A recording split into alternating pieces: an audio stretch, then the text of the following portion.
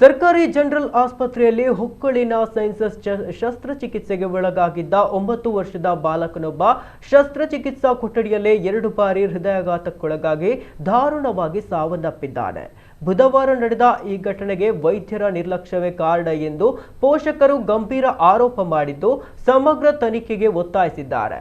ಬೆಡಡ್ಕ ಗ್ರಾಮ ಪಂಚಾಯತ್ ವ್ಯಾಪ್ತಿಯ ತಾಳೆಕುಣ್ಣುವಿನ ಮುರುತಡ್ಕಂ ನಿವಾಸಿ ಮದರಸಾ ಶಿಕ್ಷಕ ಅಶ್ರಫ್ ಸಕಾಫಿ ಮತ್ತು ಬುಷ್ರಾ ದಂಪತಿಯ ಪುತ್ರ ಮೊಹಮ್ಮದ್ ಇಯಾಸ್ ಮೃತಪಟ್ಟ ದುರ್ದೈವಿ.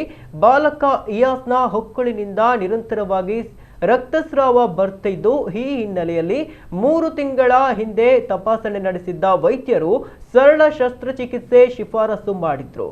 ಸೋಮವಾರದವರೆಗೆ ಶಾಲೆಗೆ ಹೋಗಿದ್ದ ಬಾಲಕನನ್ನ ಮಂಗಳವಾರ ಆಸ್ಪತ್ರೆಗೆ ದಾಖಲಿಸಲಾಗಿತ್ತು. ಬುಧವಾರ ಬೆಳಗ್ಗೆ ಆತನಿಗೆ ಬೆನ್ನು ಮೂಳೆಯ ಅರಿವಳಿಕೆ ನೀಡಿ ಶಸ್ತ್ರಚಿಕಿತ್ಸಾ ಕೊಠಡಿಗೆ ಕರೆದೊಯ್ಯಲಾಗಿತ್ತು.